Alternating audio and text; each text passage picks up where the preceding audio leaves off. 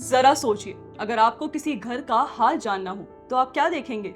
दीवारों का रंग या घर की तिजोरी में कितना पैसा है, कितना कर्ज है, कितनी बचत है? किसी देश की अर्थव्यवस्था को समझने का तरीका भी यही है। नारे और भाषण नहीं, बल्कि जीडीपी, महंगाई, कर्ज और बैंकों की सेहत जैसे ठोस आंकड़े बताते हैं कि देश असल में कहां खड़ा है। देखिए, आज हम भारत की अर्थव्यवस्था के दो पड़ावों की तुलना करेंगे।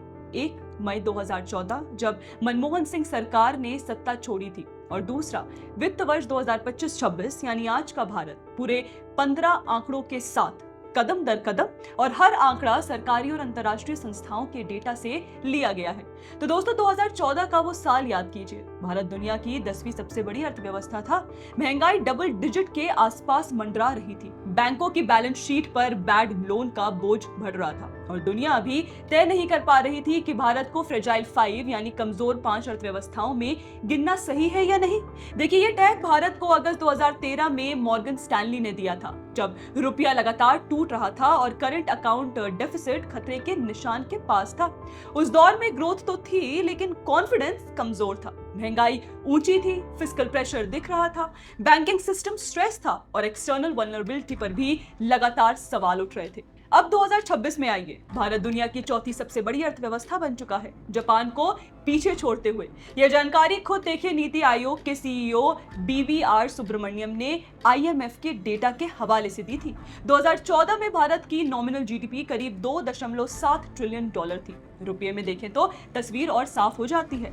रिपोर्ट के मुताबिक भारत की नॉमिनल जीडीपी 2014-15 के 106.57 लाख करोड़ से बढ़कर 2024-25 में 331.3 लाख करोड़ तक पहुंच गई, यानी लगभग 3 गुनी। वर्ल्ड बैंक के आंकड़ों के अनुसार 2025 में भारत की जीडीपी करीब 3.96 ट्रिलियन डॉलर रही, और रियल जीडीपी ग्रोथ करीब 7.6% दर्ज हुई। यह सिर्फ एक साल का उछाल नहीं है। 2014 के बाद भारत ने pandemic, global inflation cycle, geopolitical disruption और सप्लाई चेन स्ट्रेस जैसे कई झटके झेले। फिर भी इकोनॉमी ने लगातार रिकवरी और रेजिलियंस दोनों दिखाई। यही वजह है कि आज भारत को दुनिया की सबसे तेजी से बढ़ती बड़ी अर्थव्यवस्था कहा जाता है। जो देश कभी फ्रेजाइल 5 में गिना जाता था, वो आज दुनिया की टॉप 4-5 इकोनॉमी में शामिल हो चुका है। दोस्तों, इस ग्रोथ स्टोरी का देखिए एक और पहलू है, दुनिया की अर्थव्यवस्था में भारत की हिस्सेदारी। वर्ल्ड बैंक के मुताबिक साल 2000 में भारत की हिस्सेदारी ग्लोबल इकोनॉमी में सिर्फ 1.6% थी। 2023 तक यह हिस्सेदारी दोगुनी होकर 3.4% तक पहुंच गई, जिसने भारत को दुनिया की 5वीं सबसे बड़ी अर्थव्यवस्था बना दिया। इसी दौर में एक्सट्रीम पॉवर्टी भी 2011-12 के 16.2% से घटकर 2022-23 में सिर्फ 2.3% रह गई।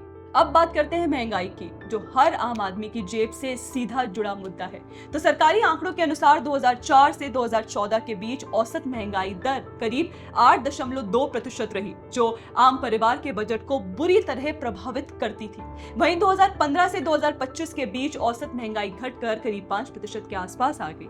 और अगर सिर्फ 2025 की बात करें तो स्टैटिस्टा के डेटा के अनुसार औसत महंगाई दर घटकर करीब 2% के आसपास रह गई, यानी दशक भर पहले के मुकाबले बहुत नीचे।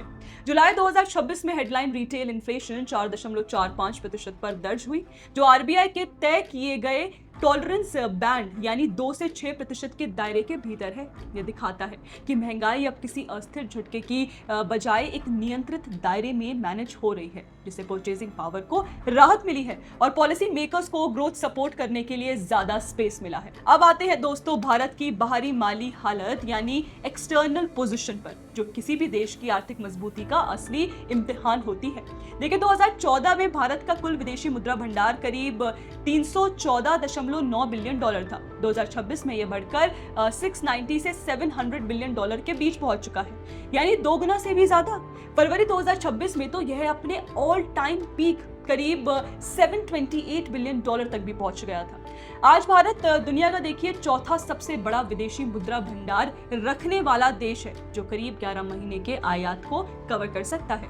एक्सटर्नल डेट यानी विदेशी कर्ज के मोर्चे पर भी तस्वीर संभली हुई है। आरबीआई की रिपोर्ट के अनुसार मार्च 2025 के अंत तक भारत का कुल एक्सटर्नल डेट 736.3 बिलियन डॉलर था, लेकिन external debt to GDP ratio सिर्फ 19.1% पर रहा, जो दुनिया के ज्यादातर डेवलपिंग देशों के मुकाबले काफी कंफर्टेबल स्तर माना जाता है। साथ ही फॉरेक्स रिजर्व से इस कर्ज का करीब 91% हिस्सा कवर हो जाता है, जो देश की एक्सटर्नल सस्टेनेबिलिटी को मजबूत बनाता है। मतलब साफ है कि जो झटके 2013 में रुपये को हिला देते थे, वो अब भारत की मजबूत रिजर्व दीवार और नियंत्रित कर्ज अनुपात के आगे टिक नहीं पाते। अब बात देखिए इंफ्रास्ट्रक्चर और सरकारी निवेश की, यानी कैपिटल एक्सपेंडिचर की। तो ये वो पैसा है जो सरकार सड़कें, रेलवे, बंदरगाह और लंबी अवधि के प्रोजेक्ट्स पर खर्च करती है। रिपोर्ट्स के मुताबिक 2014-15 में सरकार का कुल पब्लिक कैपेक्स करीब 2 लाख करोड़ था। 2026-27 के बजट में यह आंकड़ा बढ़कर 12.2 लाख करोड़ हो गया है, यानी करीब 6 गुना बढ़ोतरी। मतलब अगर इफेक्टिव कैपिटल एक्सपेंडिचर की बात करें तो यह आंकड़ा 17.15 लाख करोड़ तक, यानी जीडीपी के 4.4% तक पहुंच जाता है। और यह बदलाव सिर्फ आंकड़ों का नहीं है, बल्कि पूरी पॉलिसी दिशा का है। 2014 के बाद भारत का फोकस धीरे धीरे सब्सिडीज हेवी मॉडल से कैपेक्स लेड मॉडल की तरफ गया। जब सरकार रोड्स, रेल, पोर्ट्स, एयरपोर्ट्स और लॉजिस्टिक्स में निवेश करती है तो इसका असर सीधे प्राइवेट इन्वेस्टमेंट, जॉब्स और प्रोडक्टिविटी पर भी पड़ता है।